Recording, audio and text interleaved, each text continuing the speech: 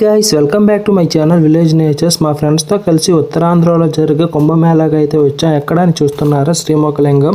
మన దేశంలో ఉన్న పురాతన ఆలయంలో శ్రీమోకలింగం ఒకటి. ఈ ఆలయాన్ని దేవతలు రాత్రివేళ కట్టారని ఇక్కడ పురాణాలు చెబుతాయి. ఈ ఆలయంలో ఒకటి తక్కువ 1 కోటి లింగాలు అయితే ఉంటాయి. ఈ ఆలయాన్ని దక్షిణ కాశీగా కూడా పిలుస్తారు. శ్రీమోకలింగం వెళ్లే మార్గంలో మెరబెల్లి అనే గ్రామం ఉంటుంది. ఈ గ్రామంలో ప్రతి ఏటా చాలా మంది భక్తులు ఫ్రీగా అన్నదానాన్ని అయితే పెడతారు. వాళ్ళు కోరికలు తీరితే ఎలా చేస్తారంట. వీడియో అయితే చాలా ఇంట్రెస్టింగ్గా ఉండబోతుంది. ఎక్కడ స్కిప్ చేయకండి, లాస్ట్ వరకు అయితే చూడండి. మీరు ఎప్పుడైనా సరే మొకలింగేశ్వర ఆలయానికి వస్తే కామెంట్ చేయండి. ఆలయం అయితే చూడండి, ఈ విధంగా ఉంటుంది ఎంట్రన్స్ అయితే. భక్తులైతే శ్రీ మొకలింగేశ్వర స్వామి రాకకైచి వేచి ఉన్నారు తండోపతండాలుగా. మేళ తాళాలతో నంది వాహనంపై స్వామివారిని రథాన్ని భుజాలపై భక్తులు మోసుకు వెళ్తారు. శివరాత్రి ముగిసిన 3వ రోజున పక్కన ఉన్న వంశధార నదిలోకి స్వామివారిని అయితే తెస్తారు. ఇక్కడ స్నానం ఆచరిస్తే వారి పాపాలు పోతాయని భక్తుల విశ్వాసం. స్వామివారిని నదిలో ముంచినప్పుడు భక్తులైతే అరటిపళ్ళనైతే విసురుతారు. అవి దొరికితే చాలా మంచిదని భక్తుల విశ్వాసం. భక్తులైతే స్వామివారిని స్వచ్ఛించాలని ఏ విధంగా పోటీ పడుతున్నారో చూడండి. పోలీసు వాళ్ళైతే భక్తులను అయితే దగ్గరికి అయితే రానివ్వడం లేదు.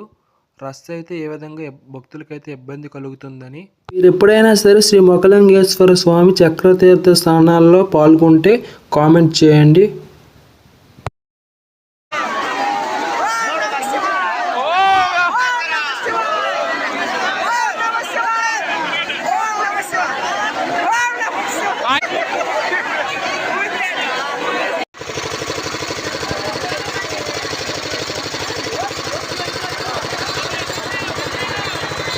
స్వామివారు అయితే స్నానాలను ముగించుకొని తిరిగి రథం మీద టెంపుల్కి అయితే వెళ్ళిపోయారు. భక్తులు అయితే జాతరకి అయితే వెళ్తారు. మొకలింగం ఊర్లో అయితే జాతర అయితే జరుగుతుంది. ఏ విధంగా జరుగుతుందో చూడండి.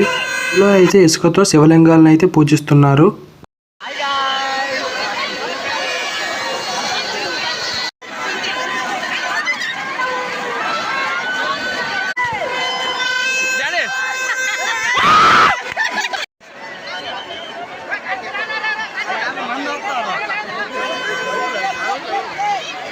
మార్గం నుంచి అయితే మొకలింగం విలేజ్కి అయితే వెళ్తారు. పొలాల మధ్య నుంచి అయితే 3 రోజుల ముందు అయితే దారిని అయితే చేస్తారు.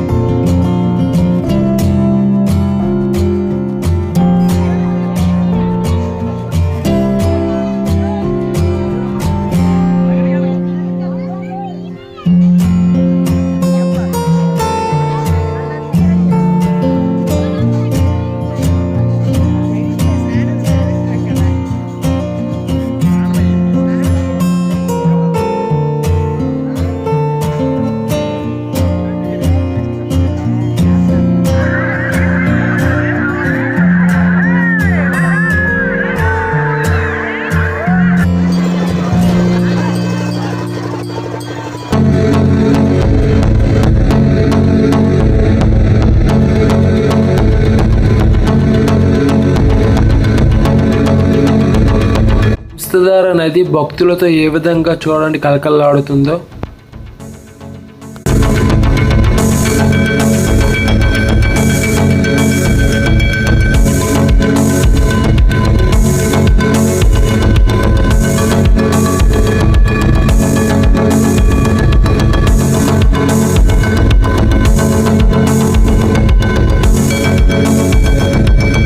వీడియో నచ్చినట్లయితే లైక్ చేయండి. ఇలాంటి కంటెంట్ కోసం మన ఛానల్ని సబ్స్క్రైబ్ చేసుకోండి.